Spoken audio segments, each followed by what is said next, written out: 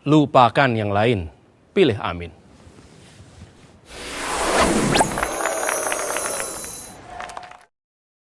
Paham sekali untuk masalah ini. Bagaimana langkah Gus Muhaimin untuk menaikkan peringkat Indonesia di SGIE? Terima kasih. SGIE. Ya langsung ngerti. Masalahnya kalau memang ini menggunakan literatur Inggris, tapi dia ngomongnya SGIE, tapi kepanjangannya itu adalah bahasa Inggris, ya saya nggak dapat. Gini. Seperti yang diduga banyak orang, Gibran Raka Buming Raka akan meniru jurus bapaknya Jokowi dalam menggunakan istilah-istilah yang sulit dipahami oleh lawan debatnya. Pada saat menghadapi Prabowo Subianto misalnya, Jokowi menggunakan singkatan TPID yang membuat Prabowo tidak mengerti singkatan itu. Kami ingin bertanya, bagaimana cara meningkatkan peran, ini soal rakyat ini. Bagaimana cara meningkatkan peran TPID? Terima kasih. Pak Prabowo, tolong silakan. singkatan TPID bagaimana Pak? TPID ini untuk tim. Pada debat Cawapres tadi malam, Gibran pun menggunakan istilah SGIE yang memiliki kepanjangan State of Global Islamic Economy kepada Caimin yang membuat Caimin tidak tahu. Caimin sendiri rupanya tidak mau memaksakan untuk menjawab sesuatu yang tidak ia pahami. Caimin dengan terus terang menjawab tidak tahu sampai waktu yang diberikan moderator habis. SGIE. Cukup Bapak? Bapak Gibran cukup? Cukup. Baik, silakan. Bapak Muhaimin untuk menjawab, waktu Anda menjawab 2 menit, kami persilakan. Terus terang SGIE saya nggak paham. SGIE itu apa? Tenang. Stop. Ada lagi pertanyaan? Atau ini waktu Anda untuk memberikan jawaban, waktunya 2 menit. Oke. Kalau Anda menggunakan untuk bertanya, waktu akan habis. Tidak apa-apa? Tidak apa-apa karena Oke. saya tidak pernah mendengar istilah SGIE. Siap. Kami persilakan. Di stop, kita alihkan ke Pak Gibran. Dari sisi pertanyaan yang menjebak lawan, Gibran terbilang cukup berhasil, hingga membuat Caimin tidak bisa menjawabnya. Namun dari sudut substansi, Gibran malah menjadi bahan tertawaan, karena apa yang ia bawa merupakan singkatan dari bahasa Inggris, tapi malah dieja dengan bahasa Indonesia. Pada saat menjelaskannya pun, Gibran masih melihat teks yang ada di depannya. Akhirnya, publik menilai negatif atas pengucapan itu. Siap. Kami persilakan. Di stop, kita alihkan ke Pak Gibran. Waktu Anda 1 menit. 1 menit. Baik, Gus, kita kan sedang fokus mengembangkan ekonomi syariah, keuangan syariah. Otomatis kita harus ngerti juga masalah SGIE. SGIE itu adalah State of Global Islamic Economy. SGIE itu adalah State of Global Islamic Economy. Misalnya sekarang yang sudah masuk peringkat 10 besar adalah Anies Baswedan, capres nomor urut 1, mengklirkan masalah pertanyaan Gibran itu yang menurutnya tidak menyentuh substansi. Ya, jadi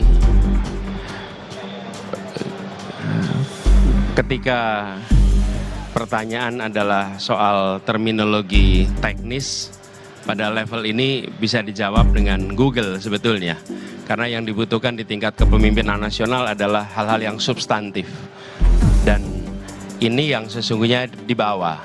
Menurut saya sebagai pertanyaan itu sah, tapi juga publik bisa menilai. Kualitas pertanyaannya adalah kualitas pertanyaan aspek technicality, bukan aspek substansi. Padahal makin tinggi posisi, makin berfokus pada substansi. Dan di tingkat kepemimpinan nasional itu pada tingkat substansi. Tapi sebagai pertanyaan tentu sah-sah saja. Dan publik nanti akan menilai apakah memang ini format cerdas cermat untuk hafalan, atau ini format tentang ideologi, gagasan, nilai yang kemudian diwujudkan dalam kebijakan. Pada debat Cawapres tadi malam, memang tampak panas antara Gibran dan Caimin, baik soal IKN maupun pembangunan di Solo. Pertanyaan Caimin sebenarnya datar, apa trik Gibran untuk menarik proyek nasional ke Solo? Namun rupanya Gibran tersudut karena merasa dituding sebagai anak presiden mendapatkan prioritas dalam proyek nasional di Solo. Pak Gibran ini telah berhasil menjadi wali kota sekaligus pengusaha yang sukses.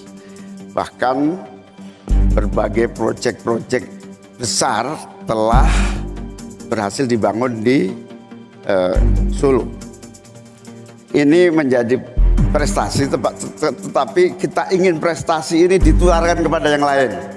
Saya ingin Pak Gibran menyampaikan tips and tricks agar bupati, wali kota, dan pemerintah daerah yang lain bisa belajar agar proyek-proyek besar bisa dimasukkan di kota Solo. Bagaimana caranya ini? Tenang. Cukup? Cukup. Baik. Cukup. Baik Gus Muhaimin, saya jelaskan ya. Sekarang Indonesia itu sudah memulai yang namanya pemerataan pembangunan. Yang dibangun bukan hanya Solo saja. 53% investasi kita sudah ada di luar Jawa. Kalau kita pengen fair ya Gus,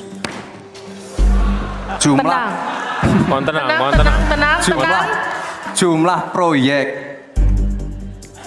jumlah anggaran yang digelontorkan ke Solo sebelum saya jadi wali kota itu lebih besar. Saya tahulah ini arah pertanyaannya kemana, tapi yang jelas ini Gus, apa yang sudah dibangun, yang kita lihat bukan bangunan fisiknya, tidak melihat, oh ini di anak emaskan, enggak. Pemerataan pembangunan itu sudah terjadi di mana-mana, bukan hanya di Solo, dan itu fakta loh Gus. Proyek di Solo sebelum saya menjabat itu lebih banyak. Fakta itu. Terima kasih.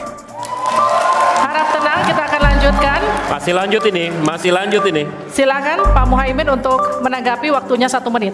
Ya, yang saya tanyakan belum dijawab. Saya itu tanya tips and triknya agar investasi ataupun proyek-proyek besar bisa di sana. Sebab saya lihat itu ada 32 proyek pemerintahan pusat, ada juga berbagai program-program yang luar biasa, patut kita banggakan. Dibandingkan dengan misalnya Kota Madiun yang hanya 11%, Cirebon hanya 7%, Tasikmalaya. Kita ingin triknya apa sehingga akses pendanaan pembangunan itu bisa bersifat adil dan merata, bukan hanya di satu kota, tapi berada di seluruh. Ini yang menjadi catatan saya adalah keadilan dalam melaksanakan APBN. Kalau kita jadi pemerintah pusat nanti, tugas kita adalah membagi secara adil seluruh proyek-proyek nasional kita. Cukup? Cukup.